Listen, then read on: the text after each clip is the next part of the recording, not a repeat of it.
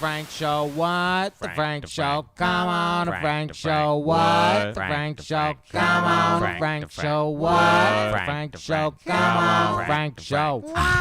It's time for the show.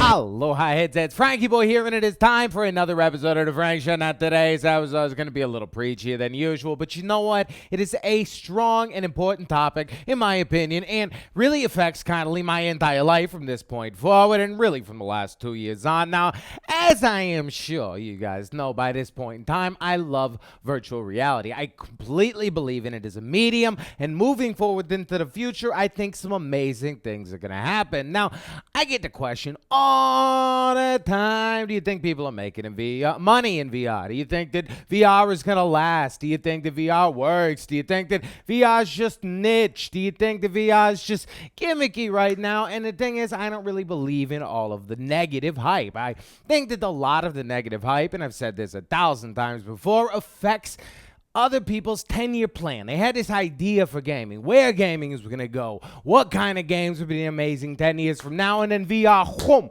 just kind of smacked that thought really, really out of proportion, because honestly, anybody that tries VR, that understands that we are in Gen 1 right now, can even see the beauty in some of these titles that are truthfully next-level stuff, that is really pioneering gaming, that is really bringing everything to a new plateau that we've never been at before, and it's really a wonderful and amazing time that is truthfully being a way paved by independent developers that are testing things, that are playing around, that are goofing around with mechanics. And if you notice, some of the best games, some of the ones that do well, take the medium, take traditional concepts that we're used to, things that we really love in gaming, and puts a completely new mechanic that is only possible in VR.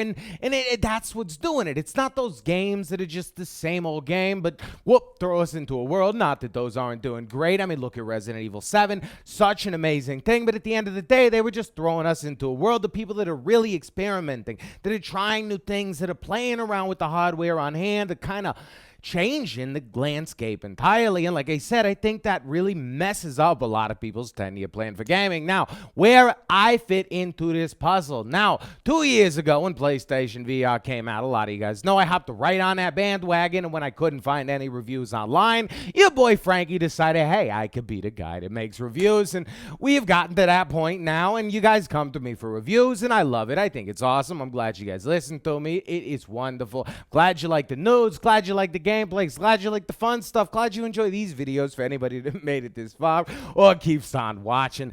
But besides the point, I hopped onto the VR train then, and I continued to ride that train because I believed in it then. I understood what it can and will become. And 2 years now, I am moving my entire life to work in the virtual reality industry, and I couldn't be happier about it because it's something special to me. And why, you may say, Frankie, is it special? It might just be hype right now. In a year, people are like, it's not even but different, but it's not. It's something different, and it's something that I see every single day. Now, I am the community manager for First Contact Entertainment and Firewall Zero Hour, and something that I see all the time that I've not seen a lot before is there's all these people with headsets, but they don't know a lot of people that get them.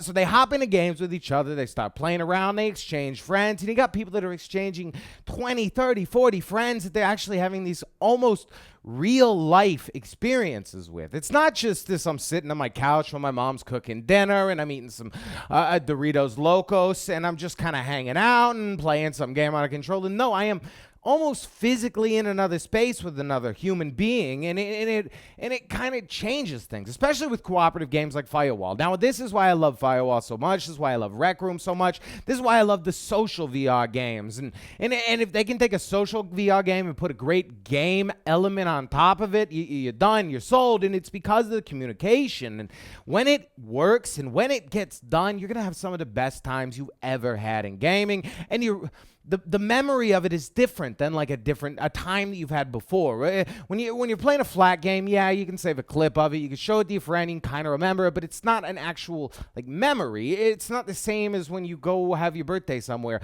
But when you play in VR and you're hanging out with another person and you think about it later, somewhere in your brain gets triggered that you were in that space with that person, and that is an actual kind of memory that you've gotten from virtual reality. And because virtual reality can actually create these sort of experiences, these sort of memories that are different than what we could normally just create with gaming, I think that it's going to bring things to another level. Now, that's just one point. Another point is the aspect of, Frankie don't mind being on camera. I don't mind talking to you guys. I don't mind hanging out all day. I don't mind goofing around. But there is a huge portion of the population that is not so much into that, or they're not comfortable with their body, although none of you guys should be uncomfortable with your body. It's not your choice.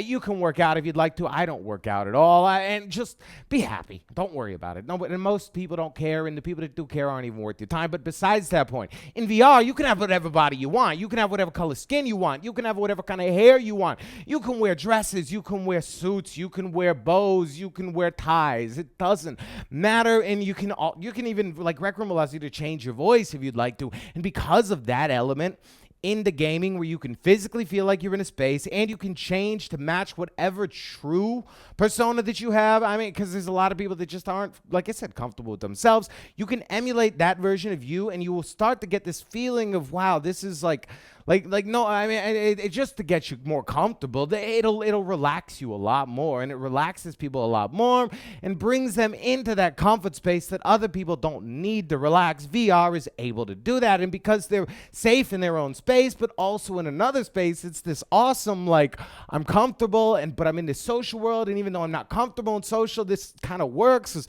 worst case scenario, I just throw that off and go eat some SpaghettiOs, and you know what I mean? It doesn't, it's beautiful and it's heartwarming. And I've seen a lot of people like say that their brothers or their sisters that have problems meeting people or talking to people have just, VR has changed them entirely. And that I see in like just social is just mind-numbing. Now let's not even get into the education aspects. I'm talking only gaming right now. I think VR can do wonders. I mean, look at the people that are taking, like Walmart. Walmart got VR, and now they're training all their employees in VR. I think now, if you're looking at it from a silly standpoint, you're like, oh, Frankie, they're putting them in headsets. But no, think of that from a business standpoint. They used to have a guy sitting in there, walking them around the store, training them how to do things. Now they can take 15 people, stick them in a room, stick a headset on them, get one guy watching them, and game over. You know how much money they save on training?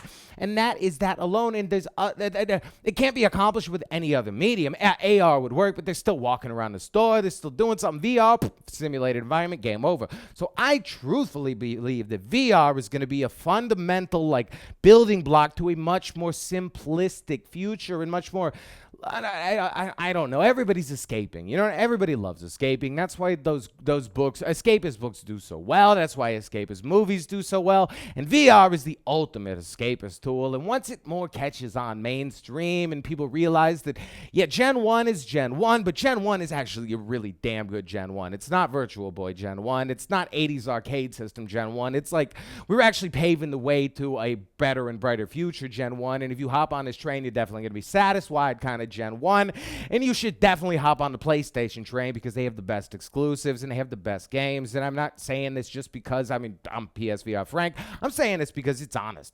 Even Rift and Vive owners like PlayStation VR, it's worth it. It kills it. You can get it at a great price, and it's a nice way to jump into an experience in VR. And there is even free stuff. You don't even have to buy any games. You can just get the headset, and there's a bunch of free stuff you can play day one. And there's tons of demos that you can try, and then like I say, we're in the baby foot stages, but VR has got a long road ahead of it, and it is going to be a huge deal. And I don't even have to say, mark my words, I am putting this out for posterity. I've been putting this out for years, now 2 years. As soon as I got into one and I was like, oh my God, I'm in this space, game over. As soon as I laid down on my bed and dreamed about being in that space, game over. Yeah, I've dreamed about playing games before, but not this way. And anybody that has spent a lot of time in VR understands what I'm talking about. Now, you guys, thank you for listening to this long-winded rant about virtual reality and how happy I am with virtual reality and how awesome it is, and just how it's so cool. I even forgot weight loss. I mean, people have lost so much weight playing VR. If that's like one stressor for you, it's an easy exercise if you don't like exercising at all. And no, it's not an ultimate replacement, but that's what I get all the time. I say, yeah, it's a great exercise, and then people in the comments are like, hey, Frank, don't tell people this. Yeah, but Dave, I'm talking to the people that don't ever do anything, that just sit on a couch all day, even if you're standing up and moving your arms, playing a game, is more than they've done in maybe a month or so. If you don't like getting up, which I can completely understand, I've been there before, this is a good way to get up and just get your blood flowing. If you exercise people want to get mad at me for that, it'll get their blood flowing a little better. Now, thank you all for coming through. You're beautiful. Hope you enjoyed this video. Hope you made it this long. If you made it this long, please drop a comment and let me know. If you're new to this channel, please drop a comment, and I will try my best to say and shoot some love. Now, as always, if you want to stay up to date on any and everything PlayStation VR, and you don't mind looking at this ugly mug right here, friggin' subscribe. I mean, come on. Smush. Hey, guess what? I got brown pants on. Monday through Friday. Frank Show. Monday through Friday. Frank Show. Buddy on YouTube. Buddy on Frank Show. Buddy on YouTube. Buddy on Frank Show. And that's how you do an outro. I don't know what else to do.